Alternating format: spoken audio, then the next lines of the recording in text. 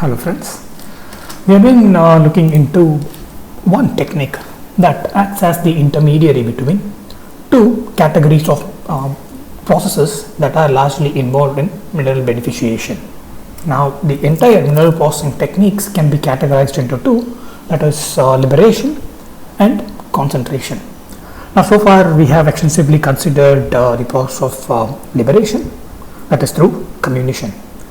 And we are planning to move towards the other processes that is associated with the overall mineral beneficiation techniques, and that is concentration. Now as a relaying point, as an intermediary between these two, there stands one technique that we have been looking into, and it is referred to as the classification. Now before getting into or talking about one specific aspect of this classification technique, let us have a quick review of whatever we have considered so far, the critical aspects that we have considered so far about the process of classification. Now classification, if you could recollect, it is nothing but a refined form of screening. In screening, essentially you separate your mixture of particles, the mixture of fragments that is rendered by usually a crushing process. You separate it based on its size into undersized and oversized particles. So essentially you are categorizing the given particles based on their sizes, and you are categorizing it into two. You have a mixture that comes out of a tertiary crusher usually, and you are categorizing it and feeding one of these categories of particles to the grinding mill, and other you are crushing it and you are feeding it back into the tertiary crusher. So that is where or that is in this context we consider the process of screening. So essentially screening separates your mixture of particles into two, undersized and oversized particles, and it is usually done based on the size of the particles. These particles of different sizes are allowed to interact with themselves and also allowed to interact, more importantly, with the screens, and depending on the sizes they get separated. Now the classification is more a refined form of it. It's what essentially happens during classification is that we are separating the particles, but it is possible for us to separate the particles more than, or categorize the particles in more than two ways. It is possible for us to refine the process in such a way that it is possible for us to categorize the particles in more than two ways. Explicitly, there is no screen involved in this process of classification. However, the distinction between the different particles in a given mixture, it is based on the movement of the particle in a given medium. So essentially what we have is, in classification, the particles, they are not rather categorized, or they are not rather separated based on their sizes, but rather the mixture of particles are suspended in a medium, and depending on their movement they are separated. Now when we consider the movement of the particles, it is rather straightforward for us to state that this movement of the particles, which enable us to separate them, is dependent on its mass. So essentially the separation during classification, or the categorization, that the ability that, or the feature that enables us to separate these particles during classification, is the mass of the particles. But whenever you look closely, this mass, even though it appears to be the factor that governs the movement of the particles, of course it is, but when you look closely, the fundamental variable that governs this mass is the combination of the density and its size. So essentially, even though it can be stated that in classification, the masses, the mixture of particles, the different particles are separated based on their mass, when you look closely, even though you won't be wrong in stating that during classification the mixture of particles are separated based on their masses, the principal factor that governs the separation is density, the combination of density and size. Now this, how these are related, we saw in our previous discussions. Now what essentially happens during classification, or when you consider the schematic representation of what happens during the classification, is you allow the particles to fall through a given system. You allow the particles to fall through a given setup, let us assume this being a schematic consideration or a representative consideration, let us assume that this is nothing but a barrel, a cylindrically shaped container. Now you allow your particles to fall through it, and this particular setup comprises of, or it is filled using a medium. So the medium is used to fill this particular setup, and you allow the particles to fall through it. Now what essentially happens is this particular particle, it is now governed by, or it is now a specific force is being imposed on it, and therefore this particle it tends to fall through this medium, and now that force is gravitational force of attraction. So essentially your particle, or the gravitational force is imposed on your particle, and this governs or that dictates the movement of the particles towards the bottom of the barrel. However, because this whole movement is occurring in a medium, there is a resistance that is offered by the medium, and therefore you have two counteracting forces that is imposed on the particles when the particle is allowed to fall freely within this medium. So essentially the schematic representation of classification involves allowing the particles to fall freely in a given medium.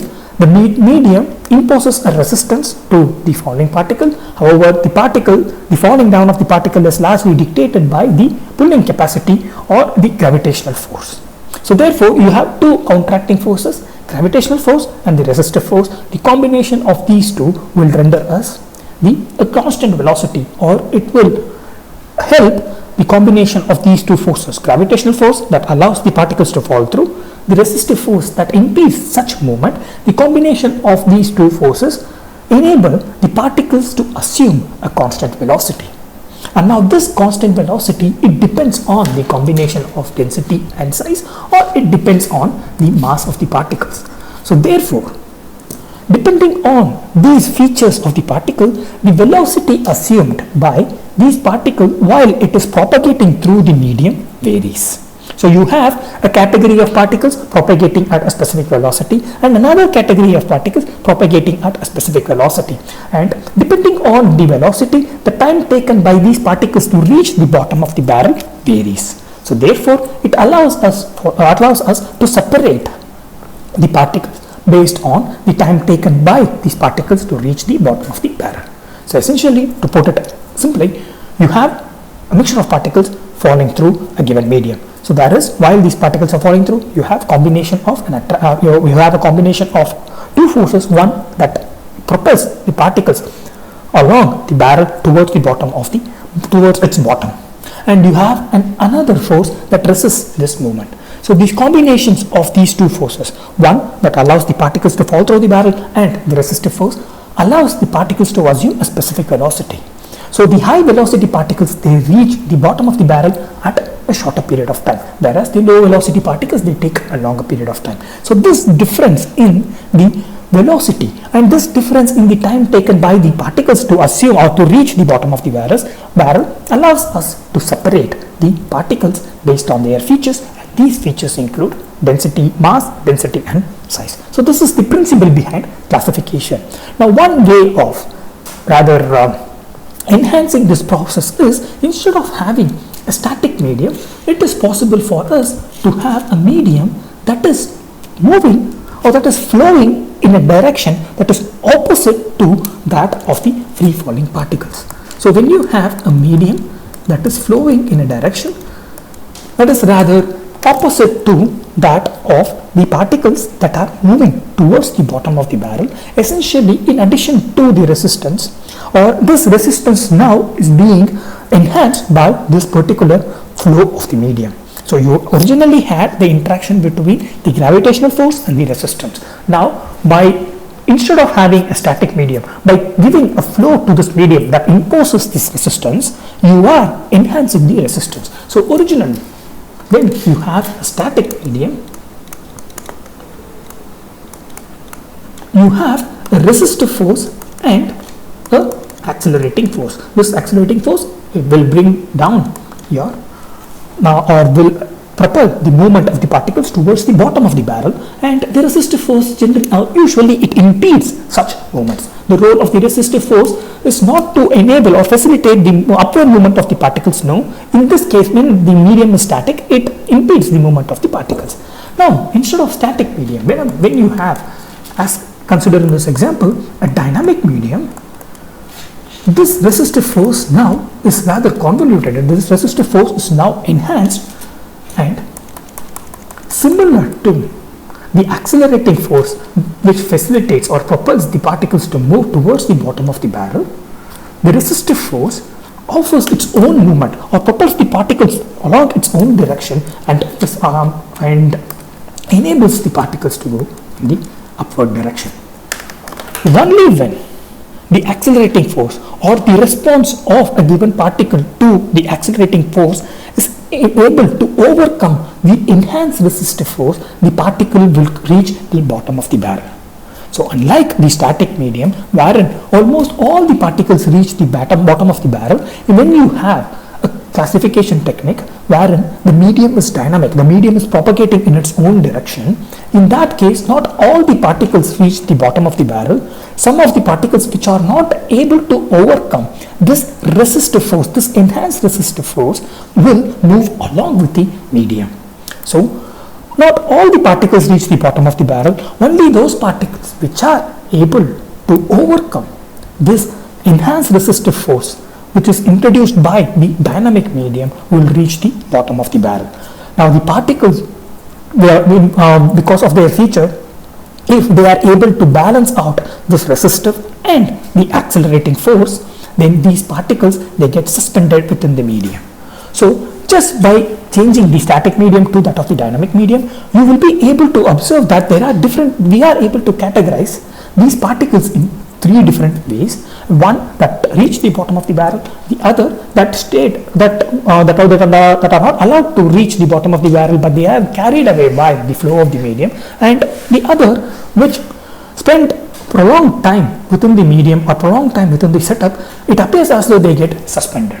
So the dynamic medium, or when we enhance or when we have a sophisticated setup, instead of having a static medium, when we have a sophisticated setup, the efficiency of the classification process considerably increases because it allows us to classify numerous particles or classify the particles in numerous ways. Now, given that in a setup wherein the dynamic medium is employed, it is possible for us to classify, at least basically it is possible for us to categorize the particles into one that reach the bottom of the medium and one that is carried away by the flow of the medium. These particles can be categorized as underflow and overflow particles. So similar to the ones where we observe undersized and oversized particles, in this case we have underflow and overflow particles.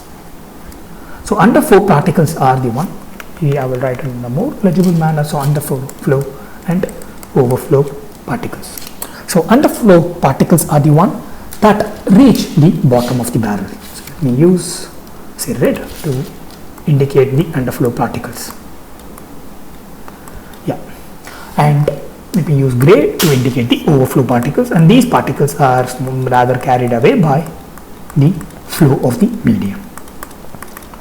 So essentially what we have is, when you consider a dynamic medium, you essentially increase the role of the resistive force, you enhance the role of the resistive force, you boost the resistive force such that now instead of just impeding the particles or the movement of the particles towards the bottom of the barrel as we observe in the static medium case, in dynamic medium the medium itself propels the movement of a particles towards a specific direction, in this case the upward direction. Now when your particle has specific features including mass, density and size, when your particles have specific features, when the particles are associated with specific features that allow it to overcome this enhanced resistive force, then they are governed by the accelerating force, so therefore they get collected at the bottom of the barrel, and such particles we refer to as the underflow process. They are able to overcome the fluid flow, and therefore we refer to them as the underflow process, or rather underflow particles. On the other hand, when the particles owing to their mass, density and size are not able to overcome the flow of the medium and the associated resistive force, then in that case the particles get carried away with the medium and reach the surface of our setup, and these we refer to as the overflow particles. Now in all this we considered the basic principle, we consider two different ways of establishing or achieving the classification. In all these, the accelerating force, it remains the same, and this accelerating force is nothing but the gravitational force. This accelerating force is nothing but the gravitational force. So far we have just restricted our discussion to that of the gravitational force.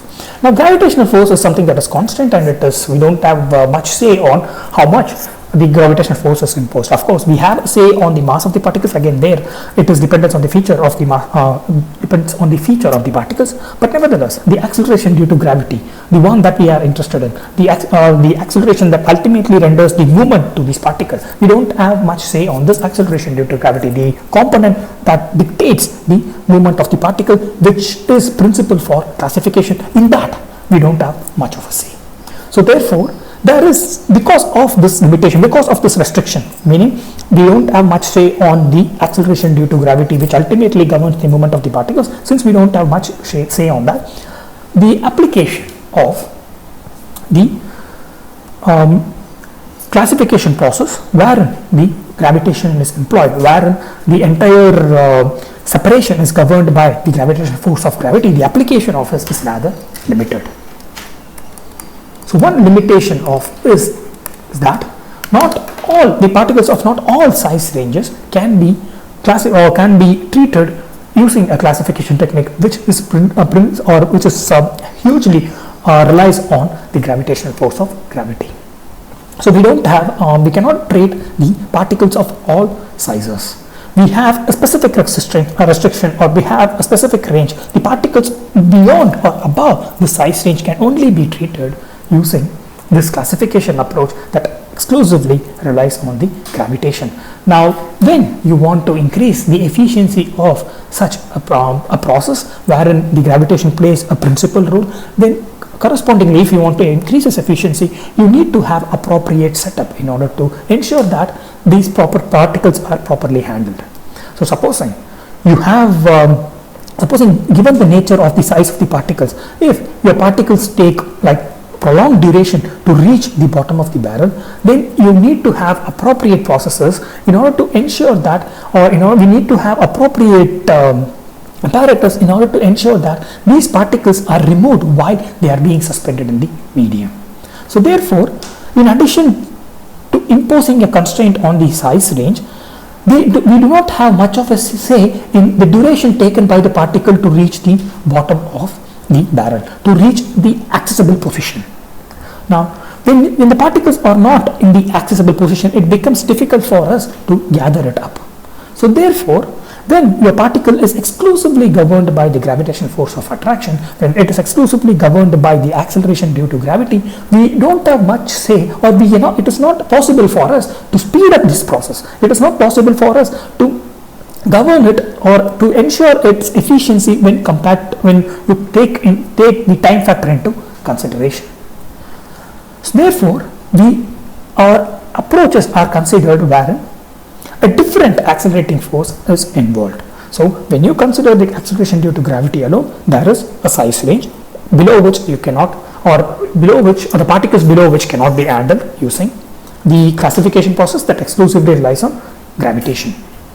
Secondly, since again we rely exclusively on gravitation, since we rely exclusively on the acceleration due to gravity, the time taken by the particle to reach an accessible position within the apparatus. So the accessible position usually is either the bottom or the top of the barrel here.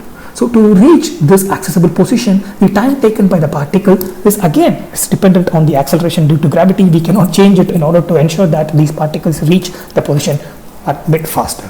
So therefore, when you consider the efficiency from the point of view of the time that is taken for the classification process, Again, there is a limitation imposed by it. So you have a size limitation and a time period limitation that is imposed by the gravitational force. So therefore, as an alternative, centrifugal force is considered as an alternate, or it is considered to complement the gravitational force.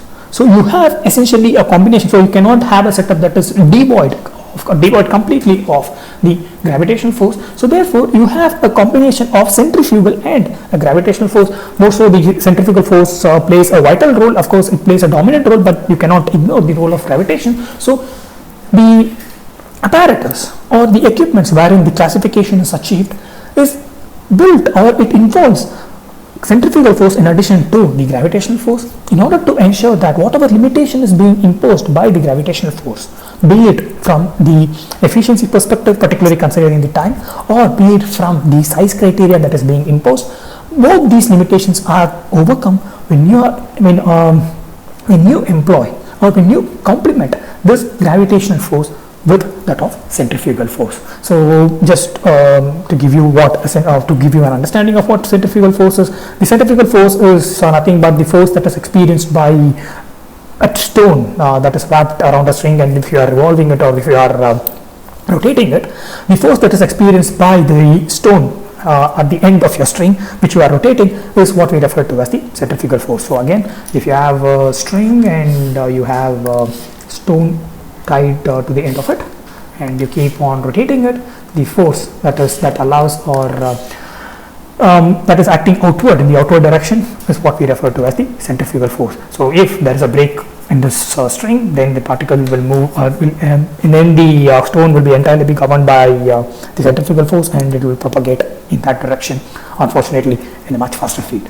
So therefore this is what we refer to as the centrifugal force. And when you consider from the perspective of the string that allows or that keeps this stone in the circular path, is what we refer to as the centripetal force. So you have in this example or in this illustration, we have the combination of centripetal and centrifugal, and what we are interested is in the centrifugal force that allows the particle to move away from the circular, or that it's the force that is experienced by the particles while it is in the circular motion, or while it is in the rather rotatory motion, but it is the direction of this force is in the outward direction, not in the inward direction. So this is the force that we are interested in, and this is employed as an accelerating force in addition to that of the gravitational force in the framework of classification for separating the particles based on their mass, density and size. Now this all contributes to the theory of the classification. Now let us consider one equipment that is usually employed for the process of classification on the commercial scale. Now this equipment that is employed on a commercial scale is what we refer to as the hydrocyclone. So the equipment that you see here is referred to as the hydrocyclone.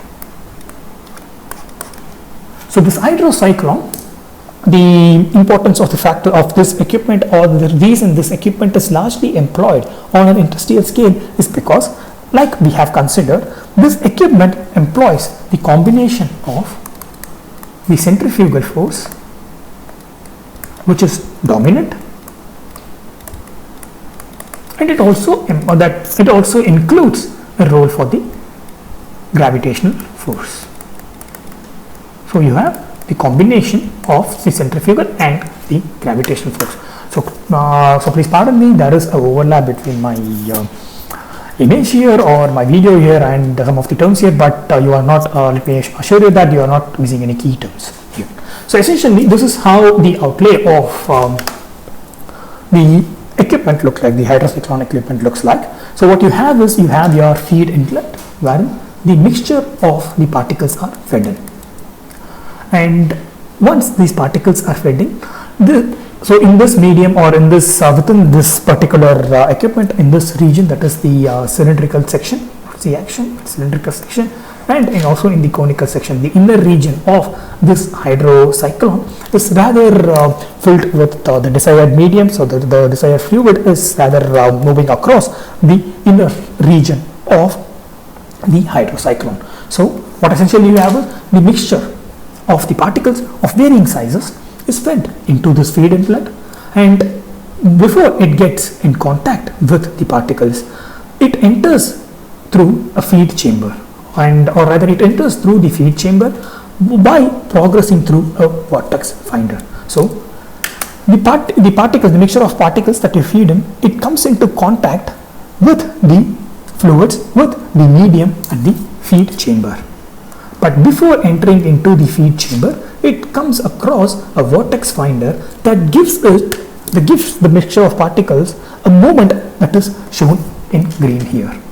So it is essentially the vortex finder that ensures that a centrifugal force is acting on the particles. So in addition to the gravitational force which will naturally be acting, it is through the vortex finder a centrifugal force is imposed on the particles. So essentially you have feed inlet and you have the different chambers or different section where you have your fluids that are present, and these fluids are not static, they are dynamic in nature.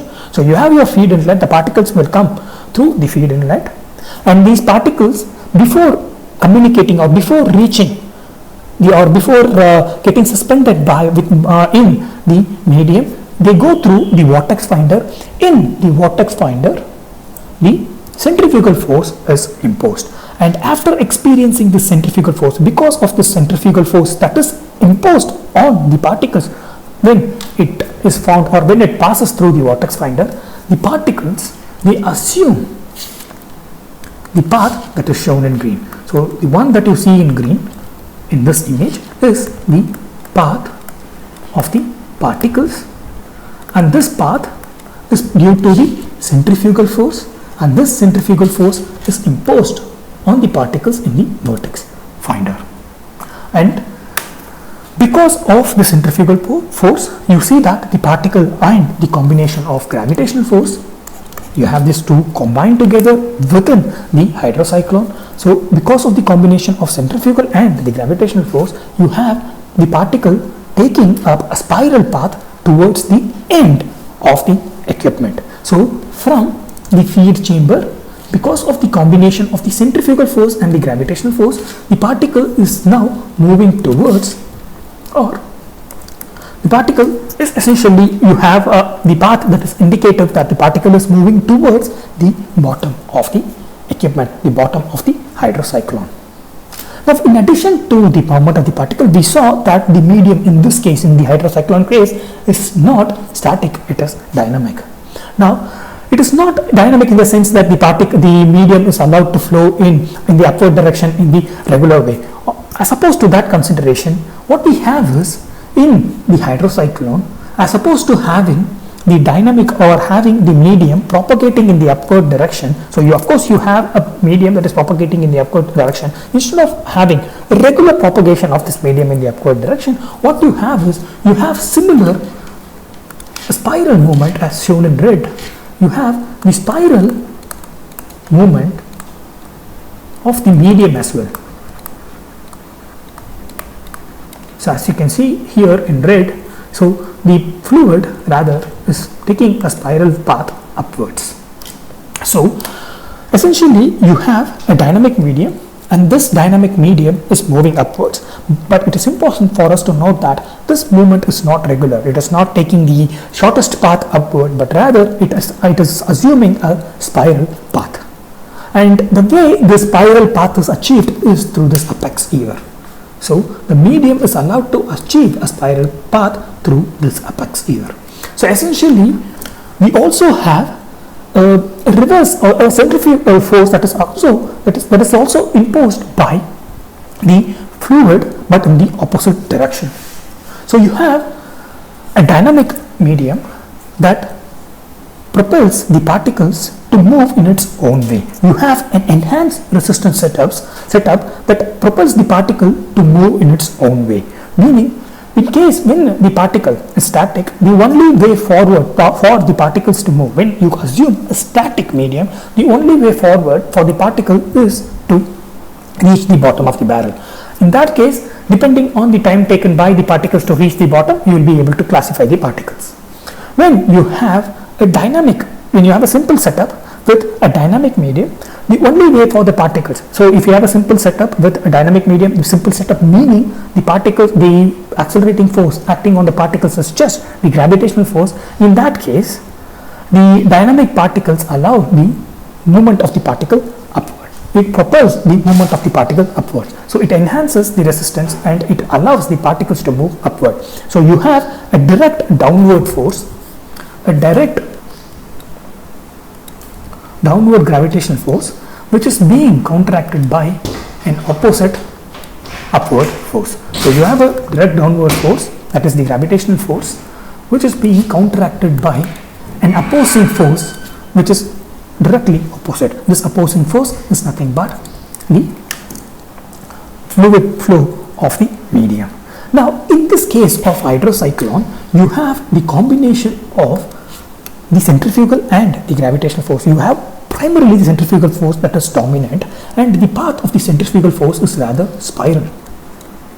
So in order to ensure that the opposing force is also of the same form, we are introducing a fluid flow that is also spiral in nature.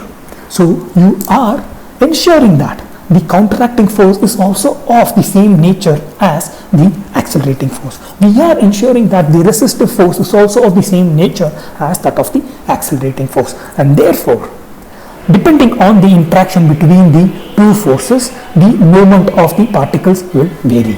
So some of the particles that are able to overcome the resistive, that are able to overcome the fluid flow, the force that is imposed by the fluid flow, the spiral fluid flow, will reach the bottom of the equipment, and those we refer to as the underflow. So here we have the underflow particles that are principally governed. We have the underflow particles that are principally governed by the movement, or that are principally governed by the centrifugal force that is imposed on the particles. So there is a centrifugal force that is imposed on the particles through the feed inlet, and because these particles, owing to their features of size, density and mass, because of these features they are able to overcome the force, the resistive force that is imposed by the medium, and they reach the bottom of the equipment. The particles, again because of their features, which are not able to overcome this counteracting force that is imposed by the dynamic fluid, and also along the direction that is completely opposite to that of the centrifugal force. So such particles which are not able to overcome the centrifugal force of the fluid, those particles, they get collected here, and those are the overflow particles. So we have two centrifugal forces, the centrifugal force of the particle, the centrifugal force of the fluid. So you have the combination of two centrifugal forces, the centrifugal force of the particle, or rather let me use a different terminology, so centrifugal force of the particle and the centrifugal force of the fluid. Now when the particle centrifugal force, so it is important for us to note that in addition to their magnitude, the direction of these forces are also they are also opposite. So you have, they are the direction of these forces, they rather mirror each other, they attempt to cancel out each other.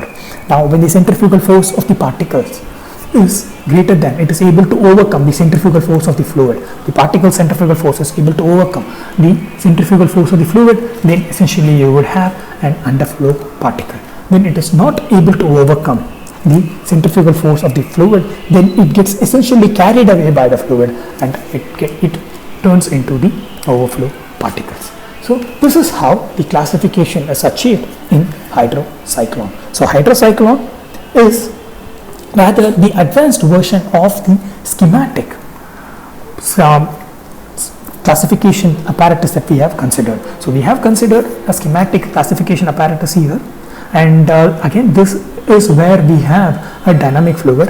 Now when you compare this to that of the hydrocyclone, essentially what you have is an advanced version of this schematic classification apparatus. So in this schematic classification apparatus, if you consider the similarities, you have dynamic fluid. So you have here, you have the, in case of this example here, you have a dynamic fluid, and similarly in case of a hydrocyclone, you have a dynamic fluid. However, there the role of the dynamic fluid was to counteract the gravitational force that was directly acting downward.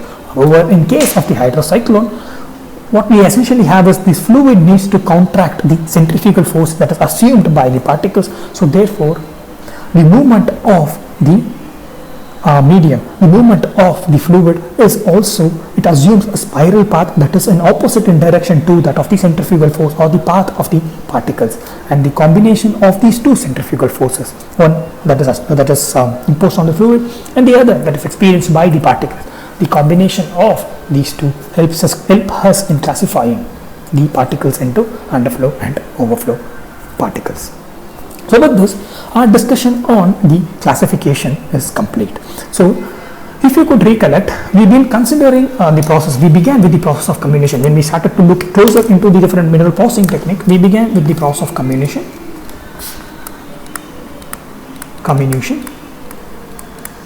And in this comminution process, even though most of these techniques that are involved in the comminution process, they have a same thread line, that is they impose or they focus on fragmentation. There was one technique in the comminution referred to as screening. Even though screening, which the primary goal of screening was just separating the particles based on their sizes. Even though the screening technique did not essentially reduce the size of the particle as one would expect during comminution, the screening was an integral part of the comminution. It increased the efficiency of the comminution. It ensured that the right particles are sent to the appropriate stage, appropriate technique of comminution. And when we consider screening as a separation of the particles based on their sizes, what we saw was a technique that, even though was not fundamentally related to the comminution, was integral part of it, but also it was a step closer towards our next technique, which is classification. Even though the screening is not essentially the reduction in size process, essentially, or if you consider the operation of the screening is not in any way similar to that of other techniques associated with comminution, principally of crushing and grinding. When compared to the crushing and grinding, screening does not do any of the task of fragmentation, but it is an integral part of it, but its operation was close to that of classification. Now, in between the one technique that is involved in comminution, which is more or less close to classification, and the classification process itself, we placed here we are interested in the technique that we are interested in is in the concentration. So the overall mineral processing, we have comminution or liberation, and the other process is the concentration. And even though screening was not fundamentally a process that enables you to gain or achieve a reduction in size of the particle, it is an integral part of comminution, but it was a step closer towards the concentration process. However, instead of directly moving from comminution or from screening to concentration, we took a detour to understand the process of classification, wherein we saw that instead of classifying the particles based on their sizes, the particles now are being classified as a combination of size, density and mass.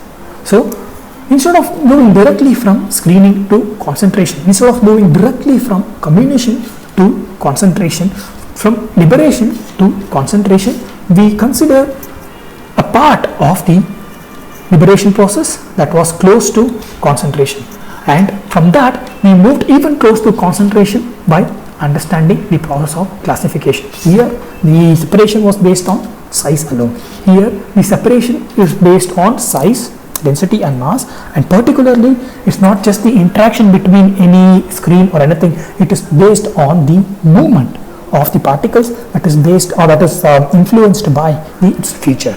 So unlike screening, it's not just the separation. In classification, what you essentially have is you have movement of the particles in a given medium, and this movement is influenced by the features of the particles, and that is how we separate them during classification.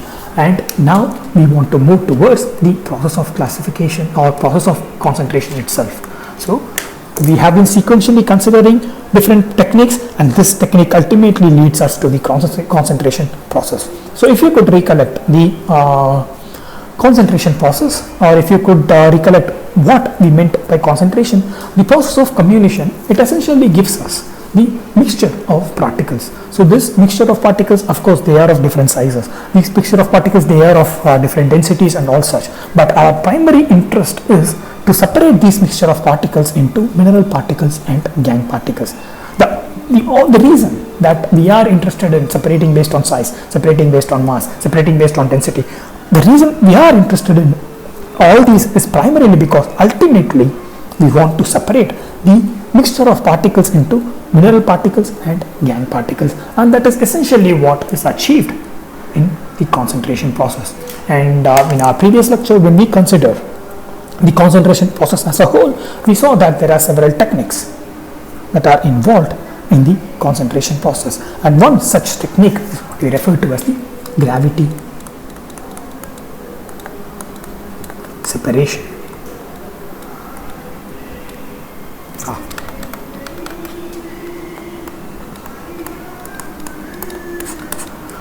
So what essentially we have in the gravity separation, as the name indicates, we are attempting to separate the mineral particle from that of the gangue particle by employing gravitational force.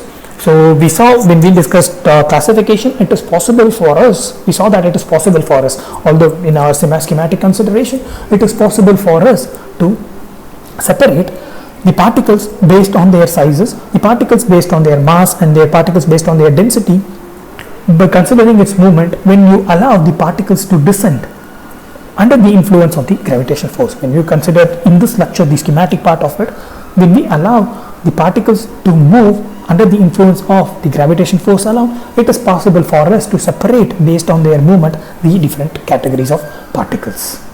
Now, the same principle is applied in the gravitation separation process of the concentration. In gravity separation, what essentially we do is we rely on the same principle. We rely on the force that is imposed by the gravity, and the difference that is introduced within the particles in response to this gravitational force is what we employ for the separating the mineral from the gangue particles. So essentially, the difference in the response offered by the mixture of particles to the gravitational pull is what we are going to employ to separate mineral from gangue in the gravity separation. So depending on one feature, the response offered by the particles is going to be different when the gravitational force is imposed on it, and depending on this difference, we are going to separate the particles. The one feature that is principally going to impose or introduce the difference in the behavior of the particles under the influence of gravitation is the density. So in gravity separation, what we essentially have is, what we essentially make use of is the difference in the movement of the particles when or under the influence of gravity. This difference in the movement of the particles is due to the difference in their density. So therefore, we are in the concentration, or when we are talking from the context of the concentration, we are not interested in categorizing particles based on their sizes. We are not interested in categorizing particles based on their any other feature, but we are interested in separating them we are interested in separating the mineral particle from that of the gangue particle. So therefore, it is not our primary interest just for the sake of fun or just for the sake of understanding the different features of the particles to classify them. In case of concentration, it is purely business driven. It is purely employed on in a commercial setting. So therefore, it serves a specific purpose, and that specific purpose is to separate the mineral from that of the gangue. And this gravity separation process can only be employed when there is a sufficient difference in density between the mineral particles and the gangue particles. Only when there is a sufficient difference between the difference in the mineral and the gangue particles, the sufficient difference in the densities between the mineral and the gangue particle, we will be able to employ the gravity separation. We will be able to use this technique to separate the mineral particles from the gangue and establish the concentration. Now, the advantage of gravity separation, before looking into the specific aspect of this technique, we have just the time to cover the advantages of this gravity separation. When you consider the advantage of the gravity separation, the apparatus or the equipment, the setup that you need to establish or to achieve concentration through gravity separation is quite straightforward. You don't need a sophisticated setup, primarily because you are going to use the gravitational force as the fundamental driving force for the separation. So therefore, the setup that you need is quite simple or quite straightforward. So therefore, when you consider other concentration techniques, the gravity separation is rather more economical. So the setup that you need is simpler. So therefore, the amount of money that you spend on gravity separation is rather the amount of, it's not much, and it is more economical. So that is one primary advantage of gravity separation. Even when you compare it with the force rotation, the amount of money, the monetary resources that you invest on the gravity separation is considerably low. And secondly, we have a preceding technique wherein the gravitational force is employed for separating particles of very small sizes. Now we saw the classification is the refined form of screening, and whatever particle sizes or particles of smaller sizes that cannot be handled in screening can be handled in classification. And one primary form of classification is to use gravity. So that means the particle size which cannot be handled in screening, which are handled in classification, can be handled using gravitational force. So that means smaller particles can also be handled or can be handled in the gravity separator. So therefore, two principal advantages of using gravity separation. Of course, it can only be used when there is a difference in the density between the gangue and the mineral particles. So when this condition is satisfied, the two primary advantage of gravity separation is, one, they are economical, and secondly, they have the capability of handling smaller particles. Of course, we saw while even in the context of classification, of course, when you have exclusively the gravitational force, there is a limitation associated with the gravity. There is a limitation associated with it. When you have a classification which is exclusively operating on the gravitational force, we have a limitation based on the sizes. Of course, it continues to exist in the gravity separator as well. However, having said that, that small amount of these relatively smaller particles can also be handled. Given its economical significance, relatively smaller particles can also be handled in the gravity separator.